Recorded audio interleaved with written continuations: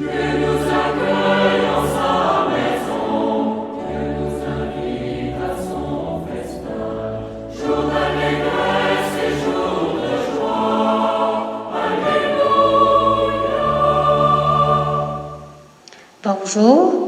à chacun et à chacune et bienvenue à notre célébration en ce 29e dimanche du temps ordinaire. En ce dimanche missionnaire mondial, Jésus nous invite à faire un choix judicieux, celui d'être de vrais témoins du Christ dans nos milieux. Le célébrant pour aujourd'hui est l'abbé Louis Lemire.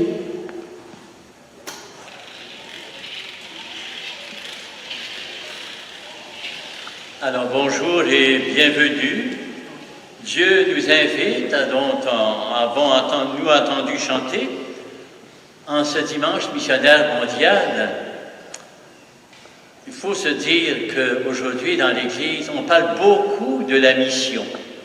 Depuis 10 ans, 20 ans ou plus peut-être, vraiment, c'est un sujet très d'actualité. On en parle dans tous les diocèses, dans toutes les revues, Notre-Dame du Cap et les autres.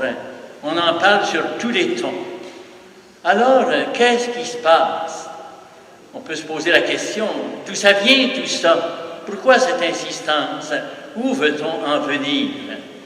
Voilà des questions qu'on peut se poser au début d'une célébration comme celle-là, en ce dimanche missionnaire mondial. Bien, au début de notre célébration, prions le Seigneur de nous éclairer et prions-le de déjà nous disposer à accueillir ce qu'il a à nous dire à ce sujet. Et dans ces dispositions, bien, que Dieu notre Père et Jésus-Christ, son Fils, notre Seigneur, vous donnent la grâce et la paix. Nous sommes bien privilégiés, vous le réalisez, d'être si peu nombreux à pouvoir célébrer ensemble dans la foi. Alors, portons dans notre prière précisément ce dimanche qui insiste sur la mission, sur l'ouverture vers les autres, à porter aussi nos frères et sœurs qui sont privés précisément du rassemblement dominical et du bien que ça nous fait, puisque nous sommes appelés à vivre notre foi ensemble en communauté. Bien, pour entrer dans la mission de Jésus, mission de paix et de réconciliation, accueillons d'abord pour nous-mêmes la miséricorde de Dieu dont nous sommes appelés à témoigner. Seigneur Jésus, toi qui enseignes le chemin de Dieu en vérité, accorde-nous ton pardon. Puisque ton regard va au-delà des apparences, montre-nous ta miséricorde. Que Dieu, qui les a choisis pour tenir bon dans l'espérance, nous pardonne nos péchés et nous conduit jusqu'en vie éternelle.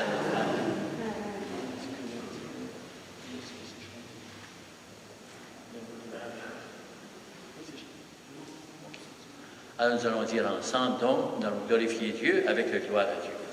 Gloire à Dieu au plus haut des cieux. Nous te louons, nous te bénissons, nous t'adorons. Seigneur Dieu, roi du ciel, Dieu le Père Tout-Puissant. Seigneur Dieu, agneau de Dieu, le Fils du Père. Toi qui enlèves le péché du monde, reçois notre prière. Car toi seul es saint. Toi seul est le Très-Haut, Jésus-Christ avec le Saint-Esprit.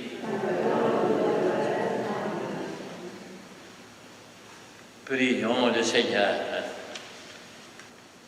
Alors ce soir, nous prions pour le repos de l'âme de M. Albert Desfossés, en union avec les personnes qui participaient à ses funérailles, pour le repos de l'âme de Mme Jeannette Baudette, en union avec ses frères et sœurs, pour les parents défunts de la famille Jean-Paul Rousseau, en union avec Nicole, pour l'âme de Jeanne Daigle, en union avec Béatrice Nadeau, de Mme Liliane Blouin, en union avec sa famille, et pour le reposant de Mme Laurette Savoie-Piché en union avec ses enfants. Alors nous portons donc toutes ces personnes dans notre prière.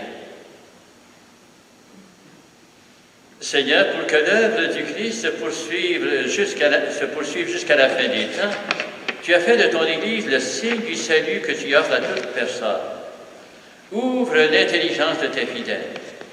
Fais-leur comprendre que tu les as choisis pour l'évangélisation du monde, de sorte que naissent et grandissent de tous les peuples de la terre, le peuple de tes enfants, par Jésus-Christ, ton Fils, notre Seigneur et notre Dieu, qui règne avec toi et le Saint-Esprit maintenant et pour les siècles des siècles.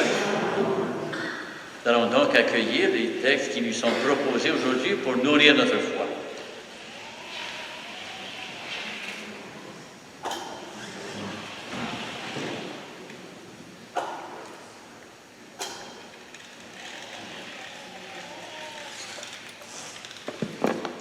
Deuxième lecture, lecture de la première lettre de Saint Paul apôtre aux Thessaloniciens. Pour ce qui est des temps et des moments de la venue du Seigneur, vous n'avez pas besoin, frères, que je vous en parle dans ma lettre. Vous savez très bien que le jour du Seigneur vient comme un voleur dans la nuit. Quand les gens diront « Quelle paix, quelle tranquillité !»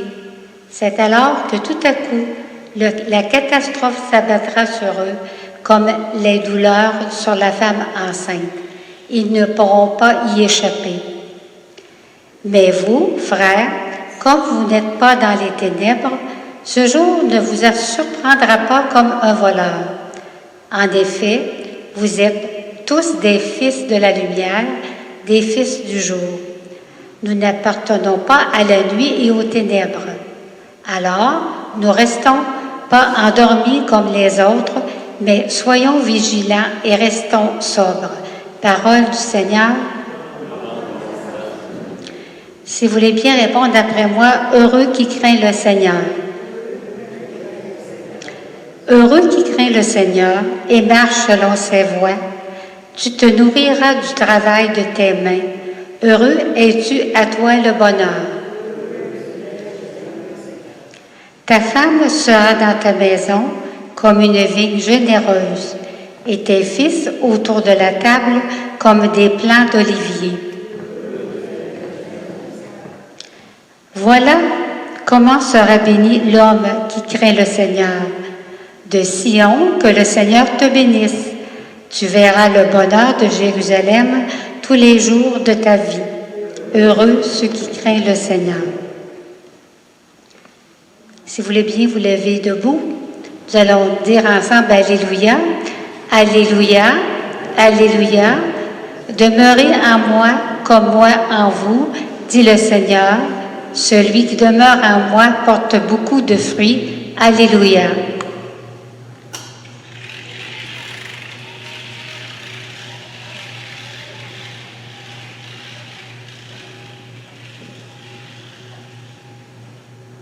Le Seigneur soit avec vous. Et avec votre esprit. Évangile de Jésus-Christ selon saint Matthieu. Gloire à toi, Seigneur. En ce temps-là, les pharisiens allèrent tenir conseil pour prendre Jésus au piège en le faisant parler. Ils lui envoient leurs disciples accompagnés des partisans d'Hérode. « Maître, lui disent-ils, nous le savons. Tu es toujours vrai et tu enseignes le chemin de Dieu en vérité. Tu ne te laisses influencer par personne, car ce n'est pas selon l'apparence que tu considères les gens. Alors donne-nous donc ton avis. Est-il permis, oui ou non, de payer l'impôt à César, l'empereur? » Connaissant leur perversité, Jésus dit, « Hypocrite, pourquoi voulez-vous me mettre à l'épreuve? Montrez-moi la monnaie de l'impôt. » Ils lui présentèrent une pièce d'un denier. Et il leur dit, « Mais cette effigie et cette inscription, de qui sont-elles? » Ils répondirent, « De César. » Alors il leur dit, « Rendez donc à César ce qui est à César, et à Dieu ce qui est à Dieu. » Acclamons la parole de Dieu.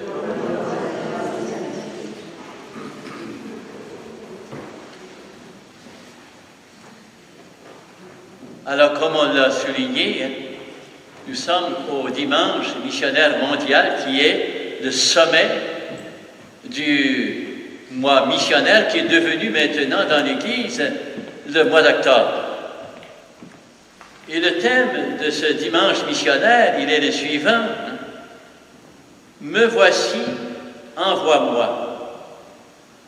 Vous devez vous poser la question comme moi, ça vient d'où ça, cette parole?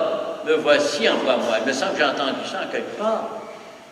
Ça vient du prophète Isaïe, qui répond au Seigneur, lequel se demande qui il va envoyer, qui se demande qui va accepter d'être envoyé aux gens pour leur parler en son nom, pour leur parler de son projet, de son rêve qu'il fait sur eux,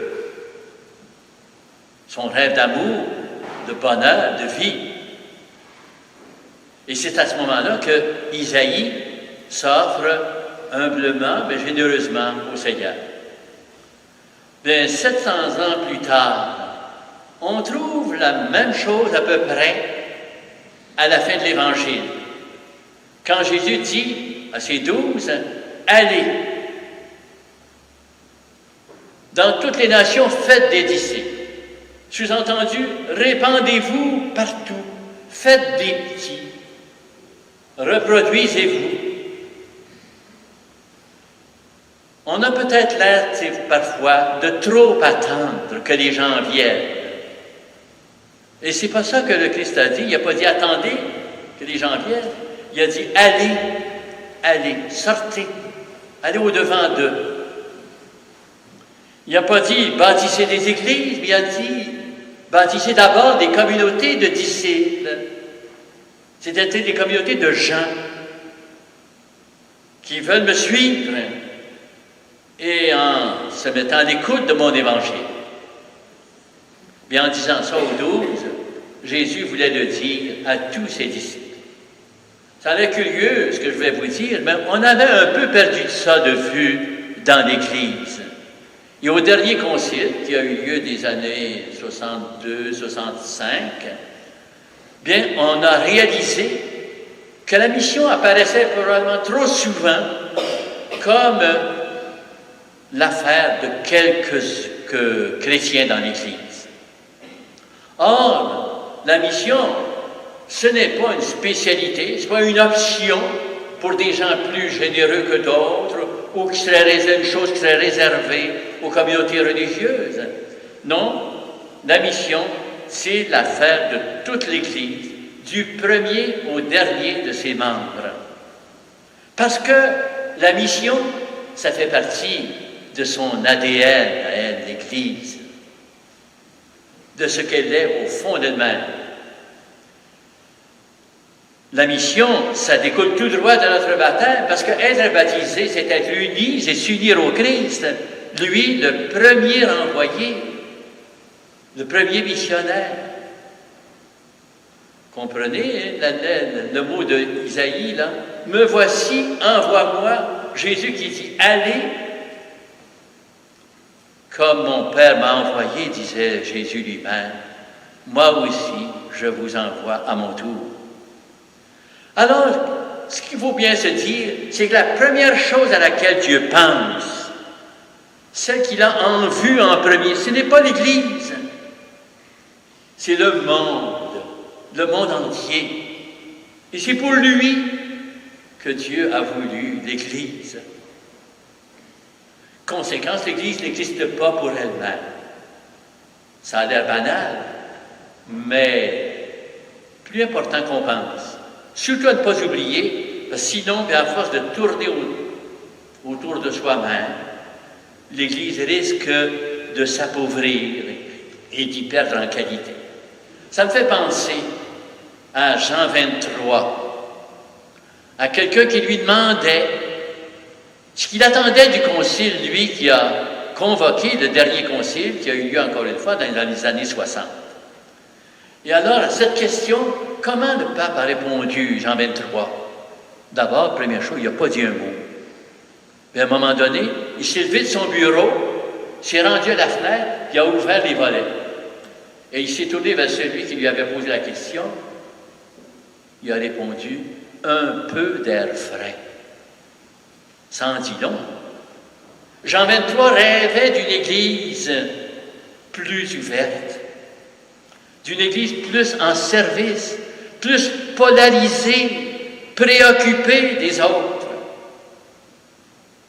préoccupée de la réussite du monde, plus missionnaire. Deuxième conséquence, si l'Église n'existe pas pour elle-même, il ne faudrait pas s'étonner qu'il y ait autour de nous des gens différents. On est toujours envoyé vers quelqu'un d'autre et non pas à soi-même. Et au Québec, les autres, ce n'est pas toujours des gens qui n'ont jamais entendu parler de Dieu, comme c'était le cas pour nos missionnaires qui partaient pour l'Afrique autrefois, par exemple. Ça peut être aussi des gens qui ont cessé de marcher avec nous. Des gens qui ont pris leur distance avec l'Église et parfois même avec Jésus lui-même. Il y a toutes sortes de raisons. Ça peut être des déceptions, des blessures, manque de lumière, fausse image de Dieu, enfin, peu importe. Cela veut dire que non seulement on peut, mais on doit devenir missionnaire au Québec.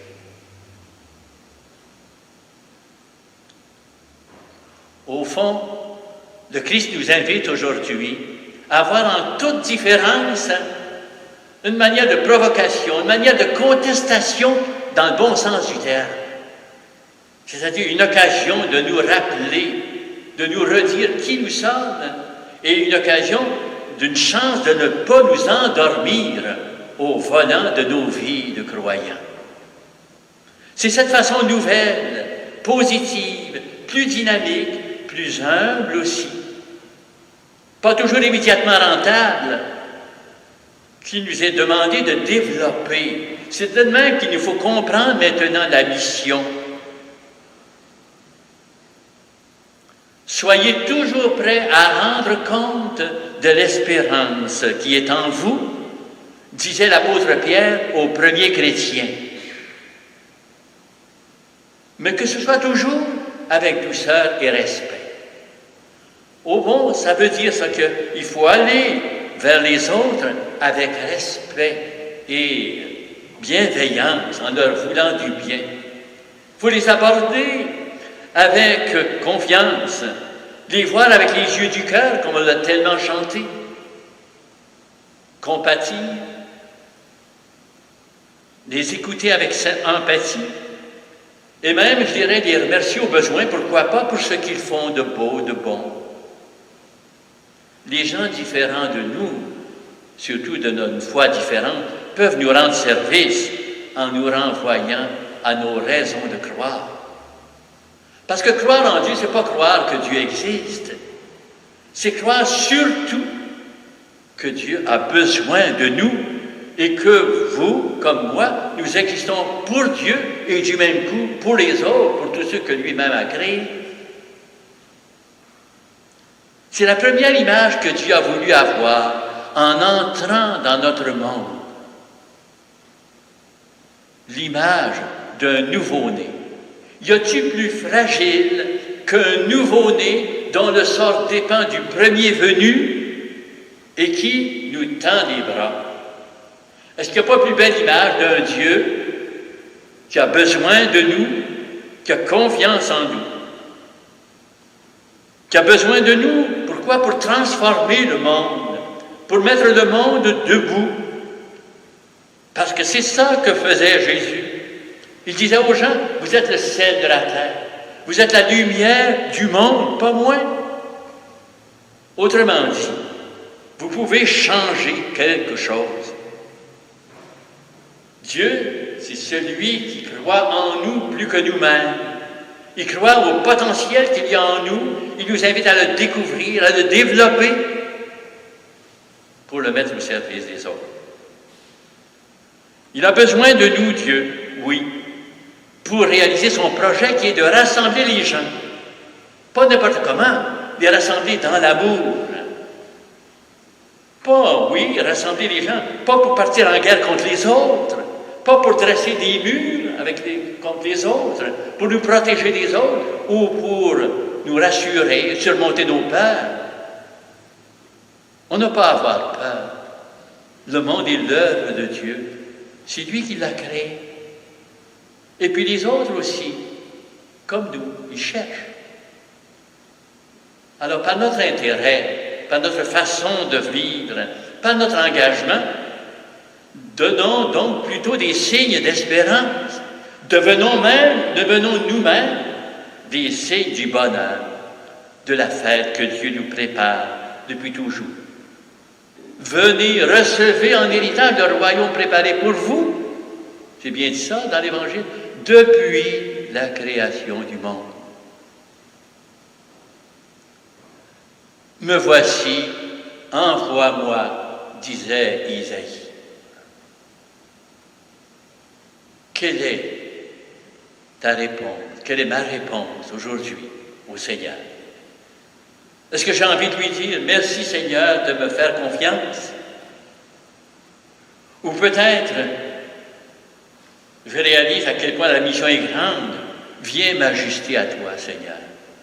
Je ne suis pas d'emblée ajusté à toi. Je suis pécheur, alors viens m'aider. Ou peut-être autre chose. Prenons quelques secondes pour y penser.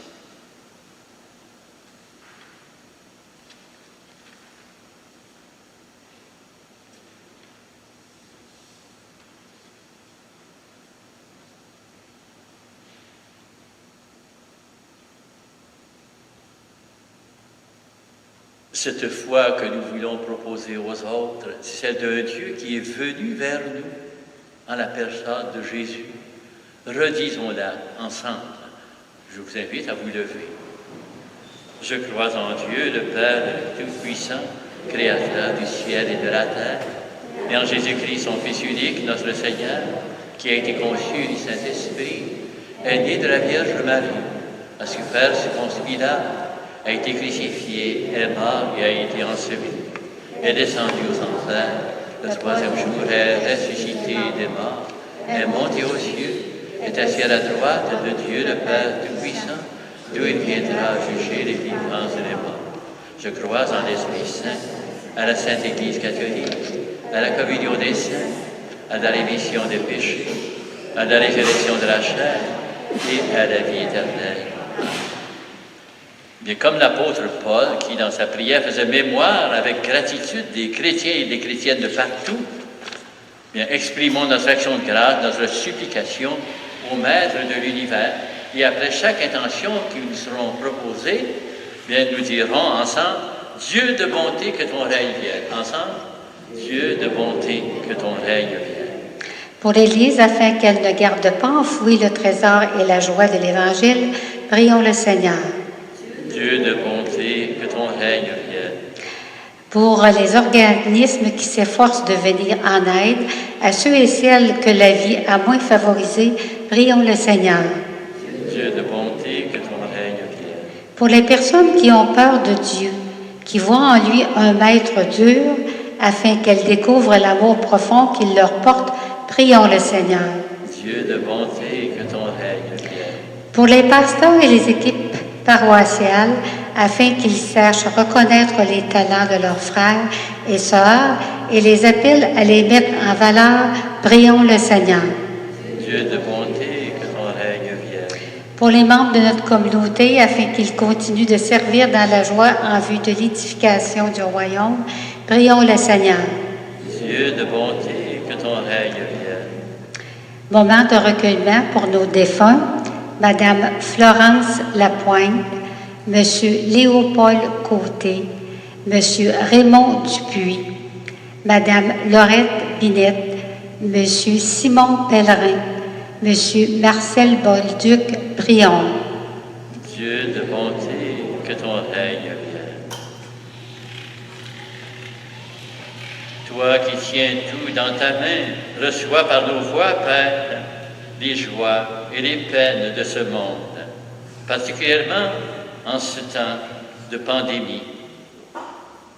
Hâte la venue du jour où toutes les nations verront tes merveilles. Nous te le demandons par Jésus, ton Fils, notre Seigneur. Amen.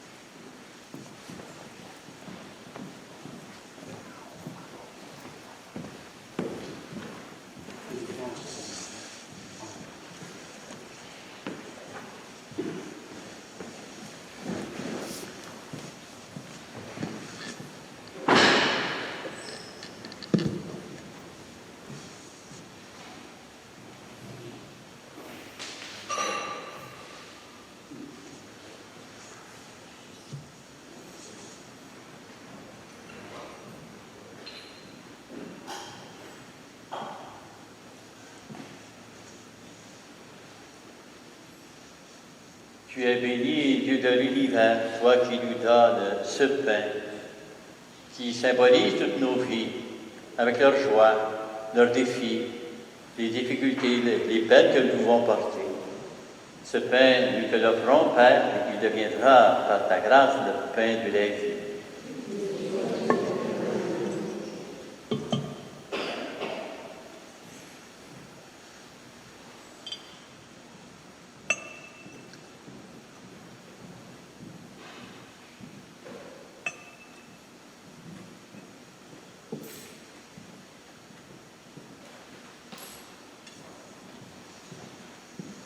Tu es béni, Dieu de l'univers, toi qui nous donnes ce vin, fruit de la terre, de notre travail, symbole aussi des joies que tu nous donnes, de la joie aussi de nos rassemblements dont nous sommes privés pour une grande part dans ce temps d'épidémie, de pandémie, et dont tu nous demandes de faire le sacrifice en quelque sorte pour notre monde, pour les uns, pour le bienfait des autres.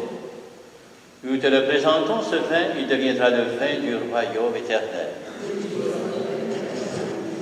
Humbles et pauvres, nous te supplions, Seigneur, accueille-nous, que notre sacrifice en ce jour trouve grâce devant toi.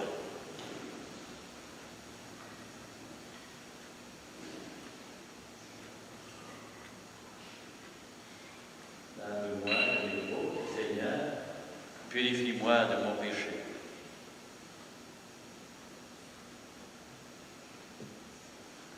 Alors prions ensemble au moment d'offrir le sacrifice de toute l'Église.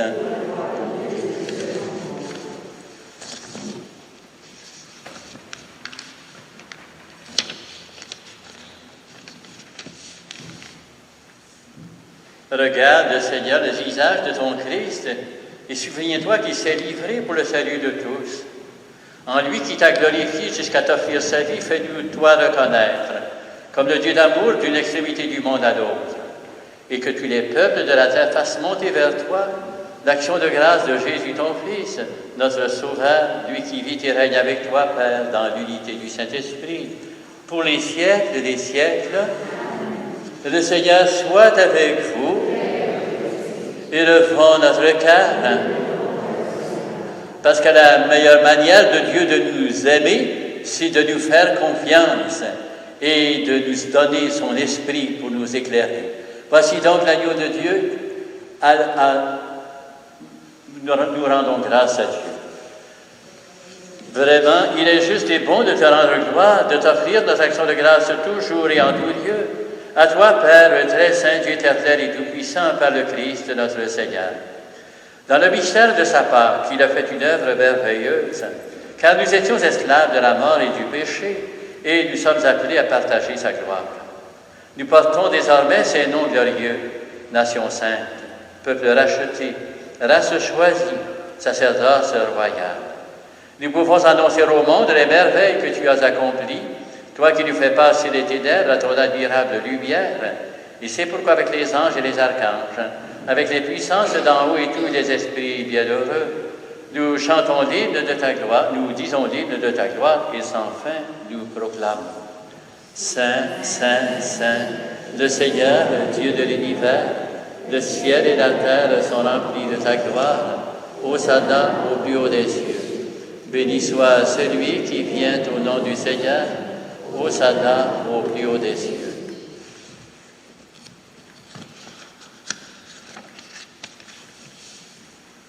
Toi qui es vraiment saint, toi qui es la source de toute sainteté, Dieu notre Père, nous te prions.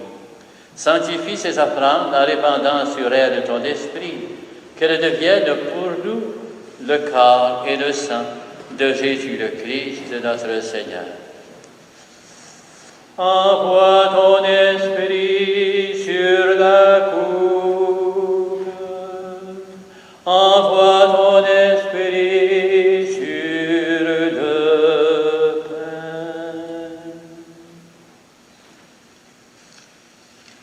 Au moment d'être livré et d'entrer librement dans sa passion, il prit le pain, il rendit grâce, il le rompit et le donna à ses disciples en disant: prenez et mangez-en tous, ceci est mon corps, livré pour vous.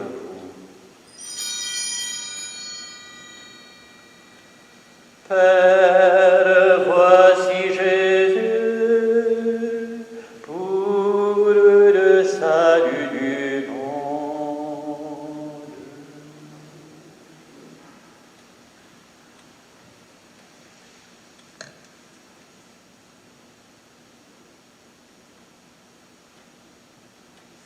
De même, à la fin du repas, il prit la coupe.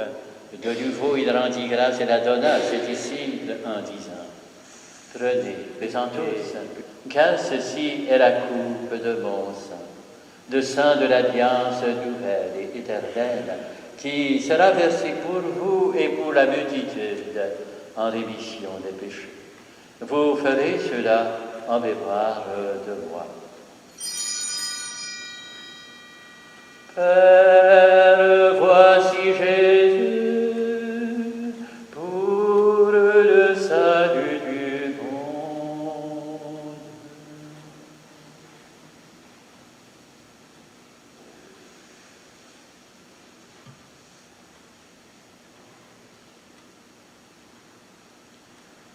Il est grand le mystère de la foi, nous proclamons ta mort, Seigneur Jésus. Nous célébrons ta nouvelle, nous attendons ta venue dans la gloire. Faisant ici mémoire de la mort et de la résurrection de ton Fils, nous t'offrons, Père, le pain de la vie et la coupe du salut, et nous te rendons grâce car tu les as choisis pour servir en ta présence. Humblement, nous te demandons qu'en ayant part au corps et au sang du Christ, nous soyons rassemblés par l'Esprit Saint en un seul corps. Souviens-toi, Père, de ton Église répandue à travers le monde. Fais-la grandir dans ta charité avec le pape François, notre évêque André Gazaille et tous ceux qui ont la charge de ton peuple. Envoie ton esprit sur ton peuple. Envoie son esprit sur ton peuple assemblé.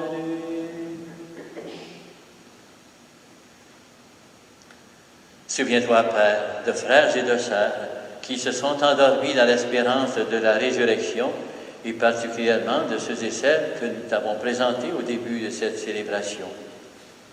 Souviens-toi aussi de toutes les autres personnes connues, aimées, qui ont quitté cette vie. Reçois-les dans ta lumière auprès de toi. Sur nous tous, enfin, que tu invites à porter en quelque sorte les autres dans notre prière, à les porter devant toi, porter ce monde aussi dans lequel nous vivons et qui est en proie actuellement la pandémie. Sur nous tous, donc, dans cette situation, nous implorons ta bonté.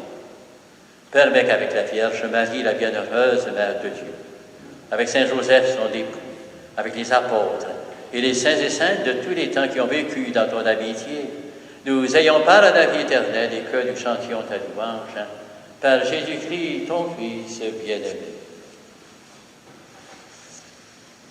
Par lui, avec lui et en lui, à toi, Dieu le Père Tout-Puissant, dans l'unité du Saint-Esprit, tout honneur et toute gloire pour les siècles des siècles.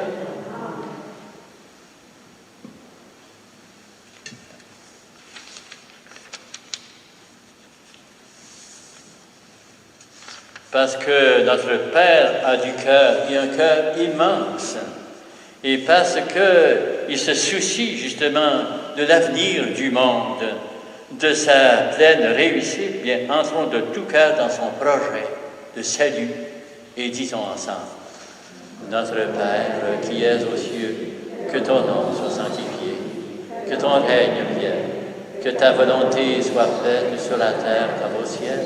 Donne-nous aujourd'hui notre pain de ce jour. Pardonne-nous nos offenses, comme nous pardonnons aussi à ceux qui nous ont offensés. Et ne nous laisse pas entrer en tentation, mais délivre-nous du mal. Délivre-nous de tout mal, Seigneur, et donne la paix à notre temps. Par ta miséricorde, libère-nous du péché. Rends-nous forts dans les épreuves en cette vie, où nous espérons le bonheur que tu promets et la seconde venue de Jésus-Christ, notre Sauveur.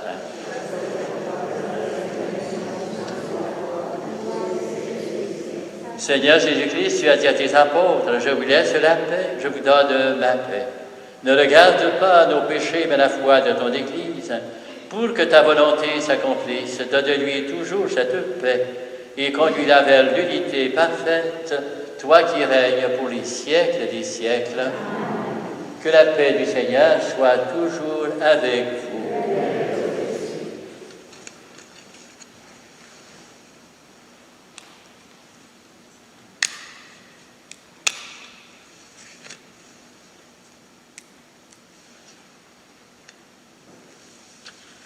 Agneau de Dieu qui enlève le péché du monde, prends pitié de nous. Agneau de Dieu qui enlève le péché du monde, donne-nous la paix.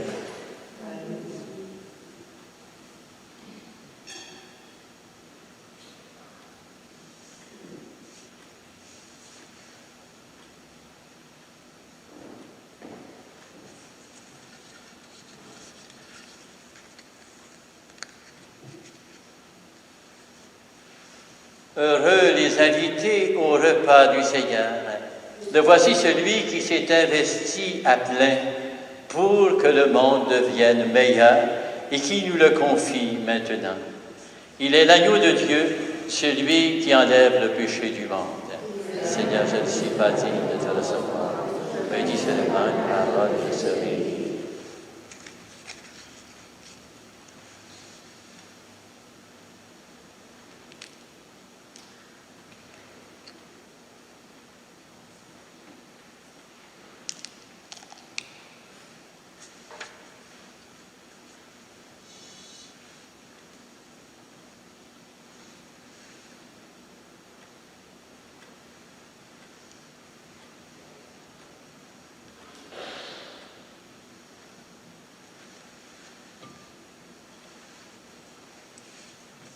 Voici donc le corps du Christ.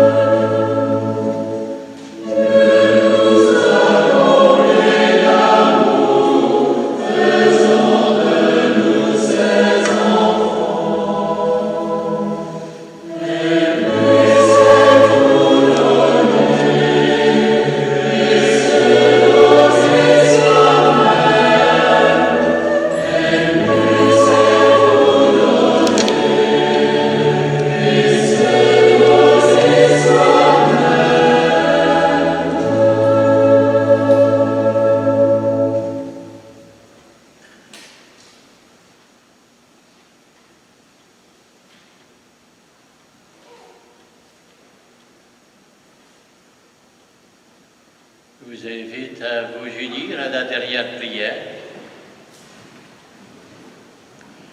Nous te rendons grâce à toi, Dieu vivant et vrai, pour ta parole qui nous a rassemblés et pour le pain de vie que tu nous as donné. Toi qui es l'origine et la fin de toutes choses, donne-nous de toujours trouver en toi le fondement de ce que nous accomplissons, au service de nos frères et sœurs, par Jésus le Christ, notre Seigneur. Le Seigneur soit avec vous, que Dieu Tout-Puissant vous bénisse, lui qui est Père, Fils et Saint-Esprit. Nous allons retourner dans nos milieux de vie. Il nous a été bon de nous rappeler que Dieu nous fait confiance. Allons donc rayonner notre joie de croire, notre joie de vivre au quotidien dans l'amitié du Christ Jésus. Merci d'avoir été là. Cependant, je vais vous faire une demande un peu spéciale, vraiment exceptionnelle. Nous ne pouvons être pas plus que 25, comme vous le savez. Alors, ça va demander à nos communautés et à vous, particulièrement aujourd'hui, à chaque dimanche, de partager en quelque sorte. Vous en connaissez peut-être, vous aussi, qui ont été refusés à la porte parce qu'on ne pouvait pas en prendre plus. Alors, curieusement, je vais vous demander si cela vous est possible de leur offrir la semaine prochaine. Vous pourriez venir à ma place, je vais même m'en abstenir pour que vous puissiez, vous aussi, vivre le rassemblement du dimanche qui est si important. Alors, ça nous demande de partager, c'est une façon justement de vivre le message du Seigneur, une façon de témoigner de lui aussi, par ce souci que nous allons essayer de porter, non seulement des autres à l'extérieur, mais aussi les uns des autres à l'intérieur de la communauté. Alors, encore une fois, c'est exceptionnel qu'on dit à quelqu'un de céder sa place, de ne pas venir à l'Eucharistie, pour que d'autres, autrement, ce seront toujours les mêmes qui, à tous les dimanches, seront là, bien sûr. C'est dans ce sens-là que je fais appel à vous. Aussi, vous avez remarqué que la messe ce soir a été filmée. Elle va être reproduite sur le site Internet qui est indiqué d'ailleurs sur le bulletin paroissial. Paroisse Bois-Franc, je ne l'ai pas ici, je n'ai pas le bulletin sous les yeux. Alors vous pouvez trouver l'adresse Internet que vous pouvez taper et sur laquelle vous pouvez retrouver la messe. Dites-le aussi à ceux qui en sont privés et qui aimeraient peut-être en profiter. Merci donc d'avoir été là. Bonne journée à chacune d'entre vous. Bonne semaine. Allez dans la paix et la joie du Christ.